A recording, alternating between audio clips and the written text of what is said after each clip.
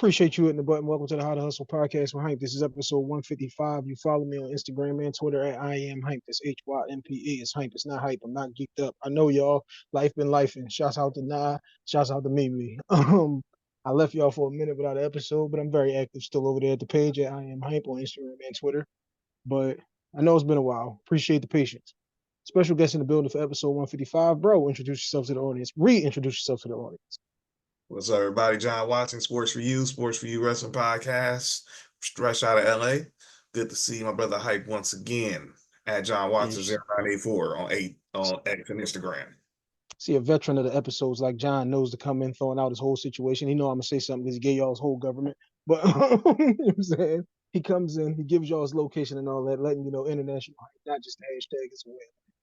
Now, episode 155. This is a recap episode where we throw out several topics that we've done here on the podcast. Well, hey, we get the reaction of a guest. John, we're gonna start off with this one, episode 2. Times. This is funny because of the times that we're in right now.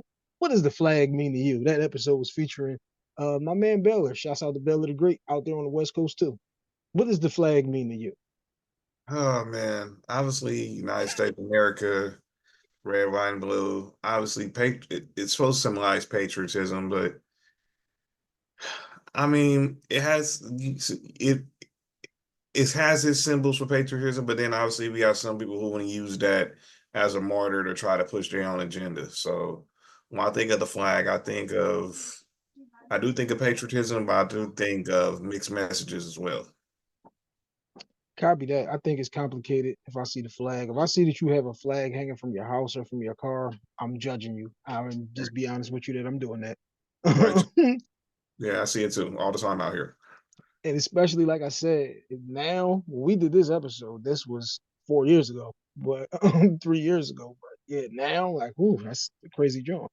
Yes. Um, episode 15, gym segment podcast. Shouts out to my ladies across the pond over there in the UK. You know what I'm saying? International hype, not just the hashtags, man. Like, what's the hardest part of walking away from a relationship? Episode 15, that was. Ooh. Wondering what's next. You can stay in a situation where you've been through a lot, even if it's had some bad times. You know what this person is. You know what you're dealing with, and you're scared to see what's behind that door that you haven't opened yet. So those is one thing that's really scares about being in a relationship is what's going to happen in the next one, and are you thinking it's going to be the same, or is it going to be better, or it's going to be worse? Just overthinking the whole situation. That's like the difference between comfortable and unsure.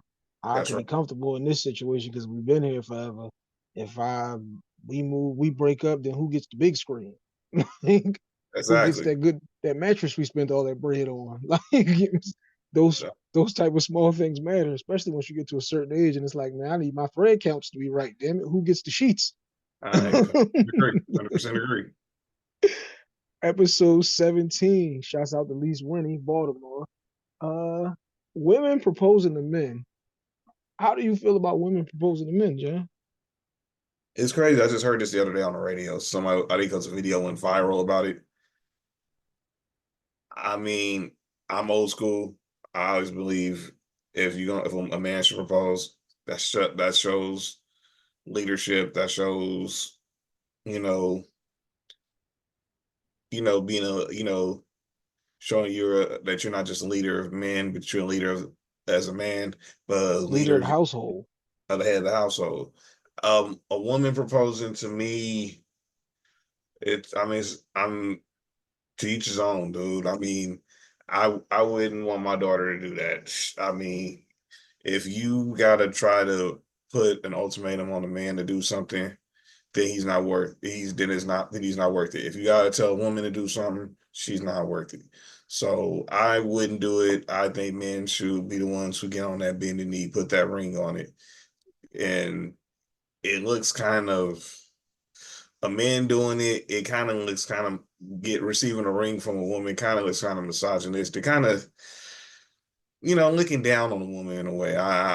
It's kind of uncomfortable for me. I got two follow-ups on this one for you because you got a daughter like I got daughters. Look at the lovely wristband. Where did you get that wristband that's on your arm Oh, like that? oh, this, You know what I'm saying? oh, this, oh, this right here, this how to hustle with hype enterprise, how to hustle Oh yeah, enterprises. copy Yeah, that. You know what I'm saying? My yeah, guy, you're yeah. holding me down. I love to see it. Course, But course, I'm gonna course. give you a two-part with this one because, like you said, I got daughters, you got a daughter. Um, if your daughter comes to you and says, "Hey, Dad, I really like Tim, and I feel like he's the one, but I feel like he's just like slow dragging with this situation, and I want to propose to him," what is your reaction to that? No, wait. If he don't propose to you, go find somebody else. No, don't sell yourself short. If it's meant to be, it'll happen. If it's not meant to be, it's not gonna happen. If it's not meant to be, it's not gonna happen. You move on, you go on to the next chapter. But no, you're not, don't sell yourself short.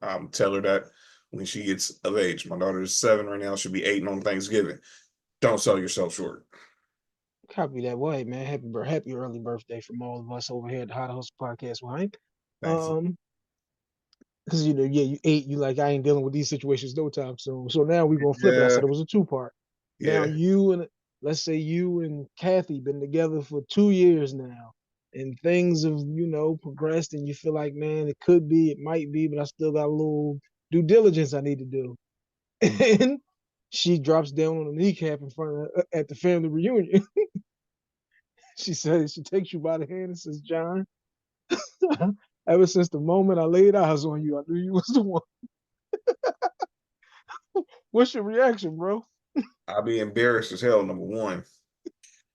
And two, I would be like I'll be saying in my mind like, oh nah.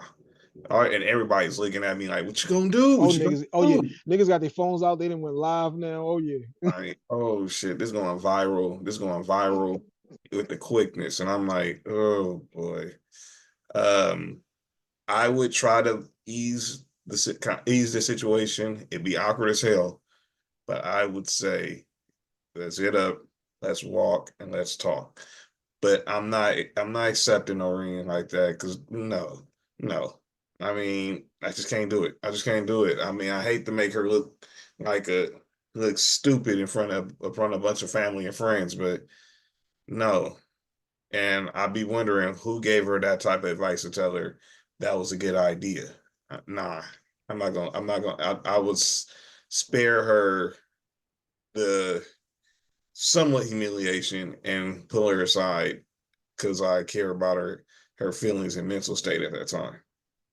So it's a flat out embarrassment for either one of us. If you propose in front of people, and the other person, if we flip the script and it's you or me down on his kneecap, and she says like, like Yeah, it's we look like a sucker. it's already embarrassing now because you're down here on this kneecap and this has never been so long. Hmm. Uh, like I Yeah, said on that episode, and like I still believe, because like I said, this was an episode from years ago. This was early in the episodes, episode 17. If I wanted to be married, I would be married. If I right. wanted to be engaged, I would be engaged. I would make that clear if I felt like, okay, things are progressing, you like her, things may lead this way, but please don't ever have it in your mind that you can get down on the knee and propose to me because all you can get is embarrassed. Even if I was about to do it and I felt like, yeah, I want to marry you, the fact that you just did this just means that you obviously don't know me too well and we have not clicked and connected like I thought we did. Maybe I need to reevaluate this situation I because agree. that's a definite hell no. Like we can't do that. And if I my agree. kids came to me with that situation, that's a definite hell no. And, Right. and that don't even make sense. It don't even sound right. Like, what are you doing? People always these days, gender roles is a problem. I'm very much into gender roles. Everybody has a role to play. Everybody has a spot on the team. We just do different jobs. We just have different roles, and that's perfectly fine. Some things are like the man might be better than, or the woman might be better than, because everybody's situations is different. If your woman is better at handling the money, then let her handle the money. If your man Hmm. is better at handling the money, let him handle the money. But I don't agree. feel like she got to pay the bills because she's the woman, or you got to pay the bills because you're the man. Like, who's better at these things in your relationship? It's all about your dynamic. I But yeah, agree. you don't understand our dynamic if you think that you could propose to me at the cookout, at the family reunion, at the house, any of those situations.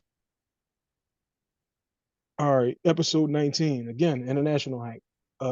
Tough Talk Toronto. Shouts out to my ladies out there. On the first date, what do you expect, John? Uh, Episode 19, if I didn't say that. First date, you expect obviously you go to a nice place, good conversation, get to know the person, get to see is this something you want to keep pursuing, or is this something that, maybe you need to just evaluate your options? That when you go on the first date, you're not trying to get married you ain't trying to get married or move in on the first night off one nice dinner. You trying to see what type of person this person is. Is this person just a friend, or is it more than a friend? And that's how you should take it, just one step at a time. You don't have to jump the gun and make the person your significant other just because he took you to a nice steakhouse or something. I would say on the first date, I'm gonna say the nice restaurant has to happen at date 2 or 4 or Right. 3 or something like. We go too nice on the first one. What if I don't like you?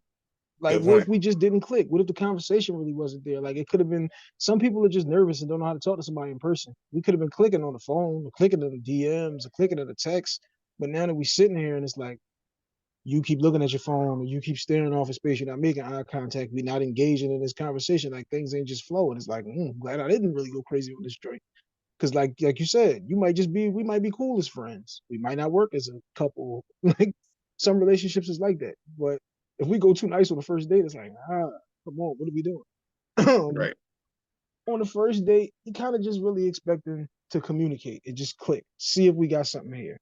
I'm not expecting to hit because if I hit on the first date, guess what? There'll never be a second date. We might talk again, but it's not gonna. We're not going out again. I might catch you for a happy Right. hour. We can slide for some Right. wings, but a whole full fledged date, not with me. I mean, everybody do what they do. I'm saying everybody's situations is different, but yeah, first date it ain't gonna be too nice. It's gonna be something chain-ish. I can tell you that. Got you. All right, episode 20. This is BTG again, but this is Bridging the Gap podcast. Shouts out to my guys. This is a Philly situation. Uh, Are men no longer up for the job? John, are men was still up for the job? what was the job we talking about? The job of being a man. I Actually, mean, listening to some recent BTG, I believe this was like 2 weeks ago, where Uncle Face on the Bridging the Gap podcast was saying like, this man shit is hard. Like we don't get enough credit. We don't get enough. Uh, we don't get enough out of being the man type situation. Now I'm going on with those guys pretty soon, so we'll be able to tackle that on their platform. But that was a conversation that they were just recently having, and this is an episode that we did, like I said, episode 20, a few years ago. So, John, do you think the men are still up for the job of being a man? yeah, I am. I know I am. I mean, I have no choice. I mean, life wasn't meant to be easy. That was the case. If that was the case, we wouldn't have so many struggles. We wouldn't have so much sickness. We wouldn't have so much death. Life is going to be difficult, and being a man is difficult. But yeah, you gotta want to be. You gotta people. If we not up to being who we're supposed to be, which is leaders, head of households, obviously the patriarchs of our families, then what will the world be? We are as much as we love women, and women have a powerful voice, and mothers, they give us birth and they take care of the household, they hold down everything else.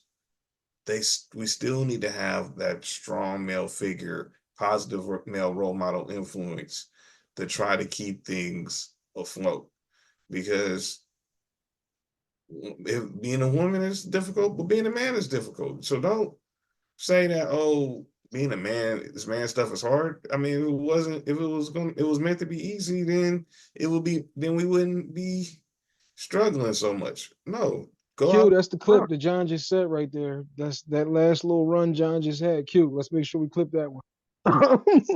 Yeah, if it was supposed to be, while we struck, if the it struggle if it wouldn't was easy, then be everybody worth could it. do it. If it was Exactly. easy, everybody could do it. The thing in the nutshell about being a man or being a woman that's fit for that job is that you gotta understand that that's what you signed up for. You gotta understand that nobody told you it was easy. Nobody told you that it wouldn't be difficult. Nobody told you that you wouldn't uh, feel like you're not being appreciated. But if you're in a situation where you're not feeling appreciated, then you need to be in a different situation. You need to get in. You need to not tie yourself into a situation. I'm not saying that this is what Face was saying for anybody who's going there, because I Right. know Face wife. But if anybody is in a situation where you feel like you're not being appreciated or what you're doing is not valued or any of those type of things, then you've made a bad decision and you need to correct that situation. You need to reevaluate and see, is this the person that I want to be with? Is this the situation that I want to be in? Because if you're a man or a woman who's holding down your significant other doing the job that you've been given, then you should be getting all the kudos, love, and respect for doing that. That is what a healthy relationship looks like. It is us appreciating that we both know that this ain't easy, that with the job that either one of us is doing, it's not easy for you to take on a whole nother human being. And then if y'all actually have kids and now we got a family where we putting two, three, four, five, six other people in front of us, uh, that's nobody told you, like I said, nobody said that was easy. Nobody said that that was something that everybody could do or signed up to do. And if you don't feel like you can do that, then you should not have kids. If you're a man or a woman, because you got men and women in those situations. If you don't feel like you can put somebody else before you, then don't have kids. Bottom line. That's right. All right. So, Episode 22. Shouts out to my man Frank Styles, North Carolina. Uh, what's like, wrong with you? Blank is wrong with you. John, what's wrong with you? oh, what's wrong with me? I mean, Self-evaluations are the most important evaluations. I think sometimes me is just sometimes get caught up in trying to do everything, and you misstep. Sometimes you take one step the wrong way, and obviously things go wrong. You can sometimes not being a little more attentive and paying attention and listen and consider it could be that something that's wrong with me. Sometimes just thinking everything is just fine and just going with the flow instead of just sometimes saying, "Hey, you good, you need this." Sometimes, so being more attentive sometimes is something that's been wrong with me. Okay. Like the answer. Now, episode 39, the next one, how do we support each other? Featuring my man CT. This was the most downloaded episode actually at the time. Paco has since passed him. But CT, my guy in Atlanta, out in the A, had the number one episode for a very long time. So how do we support each other in our situations, John? You just lean back just a taste, give the camera a little shot right there of something maybe you might want people to support. Just a taste right there. Yeah, sports String for your slide merch. We got slide the slide the string out of the way right there so they can get a good clean shot right there. uh, okay, here we go. Sports There for you. you go. We got the hoodies, we got t-shirts, this the logo. We got the new Sports for You patches coming real soon. To highlight myself and my brother Mark and on at Sports for You podcast. You want your merch, and we'll send it out to you ASAP and in a hurry. So size, we'll get DMs for sizes and color availability. Copy that. So now, how do we support each other in our different endeavors and situations, John? Just lend a helping hand. Someone told me a long time ago, support don't cost. So just saying, no, you need help. We got you. Just a little, say something here, post there, recommendation here, just recommendation, just leaning, just making one, just reaching out, just doing the little things supports people. You don't have to be nothing major or extravagant. You don't got to be centered attention. You can be behind the scenes, but always just by supporting, by just, doing the stuff that people don't want, that people don't have to see. It helps make a person feel better and makes them feel uplifted and knowing that they do got somebody in their corner that's helping them on this journey, even if they're struggling or if things are just going well. No matter what the situation is, just always just reaching out is the best way to support a person. The one thing that people always hear support and they think that that means, like, for me, you got to buy 2 jackets, 4 pairs of sneaks, or any of that. Alike is you supporting of sharing the story is you supporting. Telling somebody when they say, like, hey, I'm looking for this, that, or whatever, and you know this other person is doing this. You can't tell me I only wear sweatsuits and you don't have one of mine. Like, because then we have an issue. But you supporting somebody's situation is just reposting it. And like I said, it's just word of mouth. It's just you passing the message on. Maybe you don't have the money to support financially whatever the situation is, and that's perfectly fine. I tell people all the time, the price is the price. You can either afford it or you can't. You either want to pay it or you don't. But any wiggle room is now taking money out of my wife and my kids, and that's not what we do. That's But right. yeah, support is just simply you being there to support the situation, you helping it move forward, you helping it however it is that you can do that. Like I said, if you just liked it, if you just reposted, if you just shared it, or you just told somebody, you've now supported my situation. So now, get to know. Get to know is sponsored by one of my situations, Custom Hustle at Custom Hustle World on Instagram, Custom Hustle Co on Twitter. We do custom jerseys, jackets, sneakers, sweatsuits, tracksuits, shorts, collar shirts, barber capes, sunglasses, pocketbooks, you name it, we got it. And if you buy anything free with purchase, you will receive one of the How to Hustle Enterprise wristbands available in 3 different colors. I had this one on so long it ain't green no more. But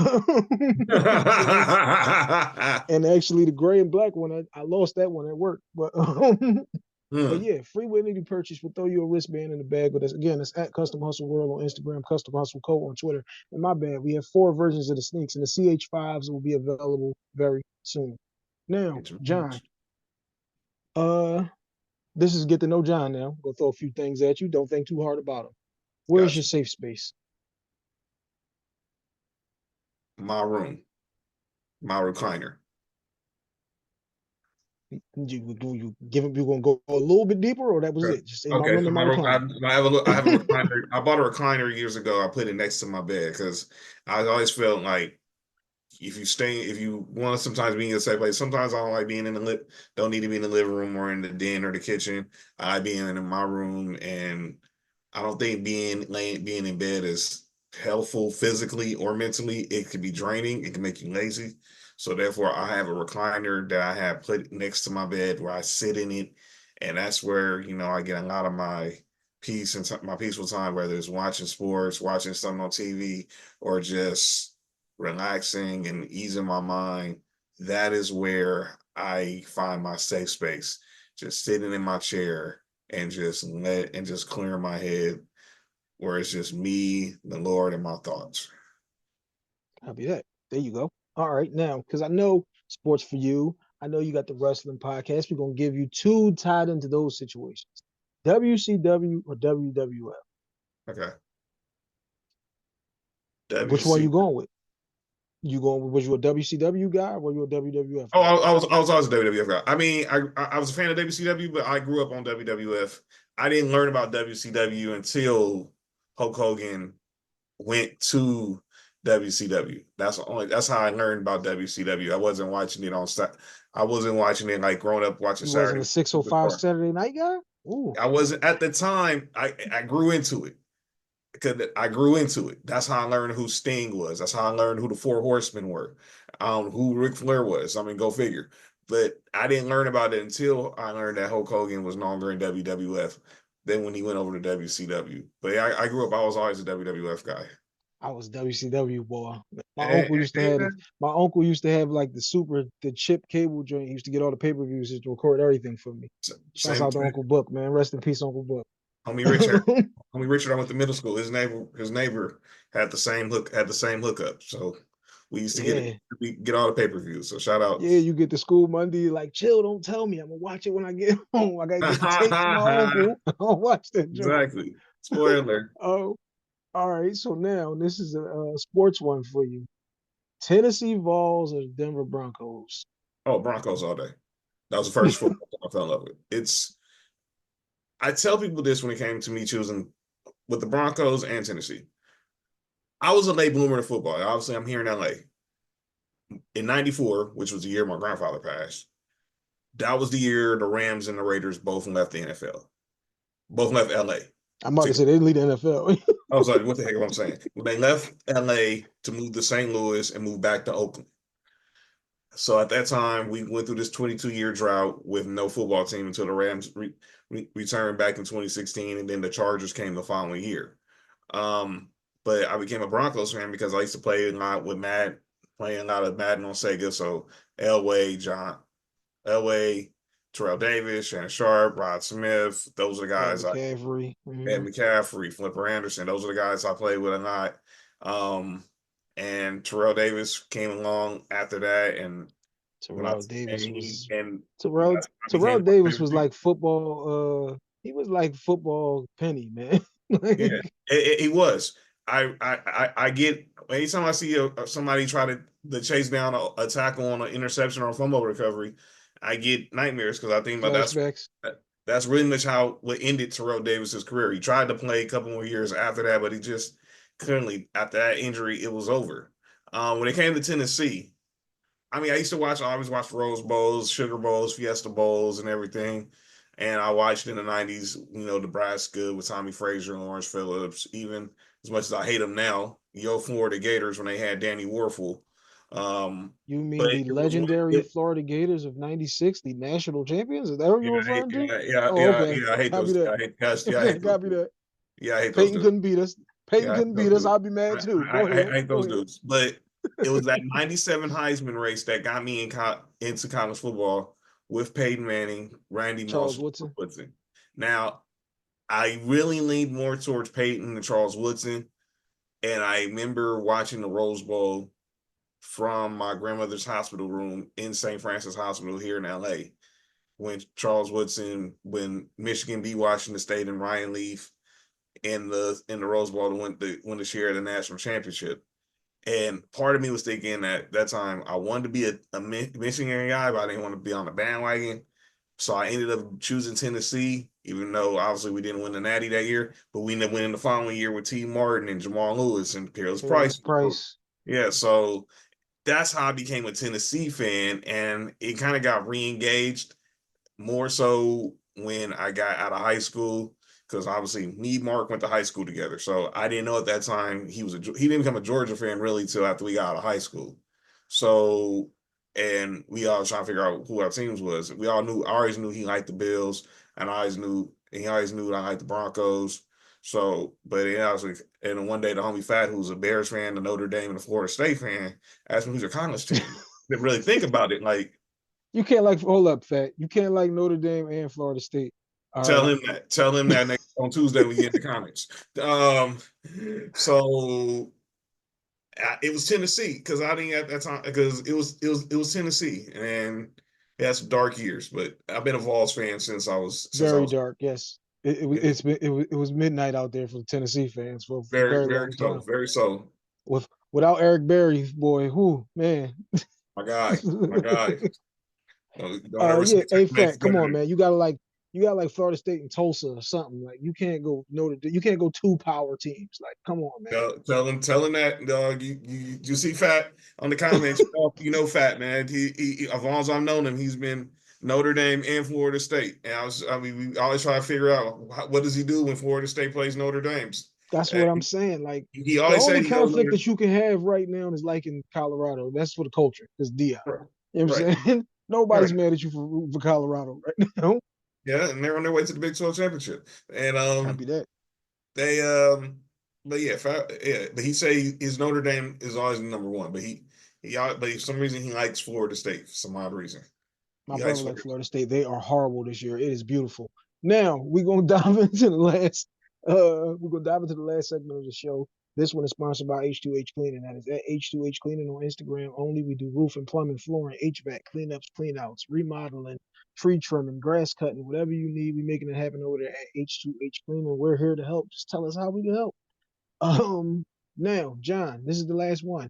What do we need to know? This is the floor is yours. You tell us all about what it is that we need to know. You Things handle I that need to one. know is that Sports for You is the number one sports podcast in the world. And we're out, and y'all need to come check us out every Tuesday and Friday, 6:45 Pacific, 9:45 Eastern, 8:45 Central. Myself, Mark, Nick Freeze, we're giving you sports takes with West Coast flavor. And then on Wednesday, the newest up and coming wrestling podcast in the world, Sports for You Wrestling. Myself, my brother Trail, every Wednesday nights, 10:15 Eastern, 7:15 Pacific, bring you a week of review of wrestling where it's WWE, AEW, a little bit of TNA here. And we're obviously we're 7 episodes in there. We're over 300 episodes in on Sports for You. We're approaching episode 350. So it's been monumental, this 4-year run we've been on. And we got the new merch coming through. But last night, had to watch along last night for Tyson, Jake Paul. I want to shout out Podcast Link Philly being represented. Your girl Taya was in the building during the main event. And what y'all need to know is that Sports for You is more than just a podcast. It's a brand. It's a movement. we talk sports, we talk wrestling, but we're family. And clearly last night when we do a watch along, there's nothing like a sports for you watch along, because with just how the awfulness of the Tyson Jake Paul fight, we still made it entertaining for those who were watching on Twitter, YouTube, or on Facebook.